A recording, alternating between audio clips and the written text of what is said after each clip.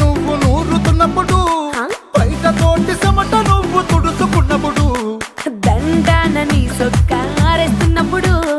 నీ ఒంటి వాసన తెగ గుర్తొచ్చినప్పుడు,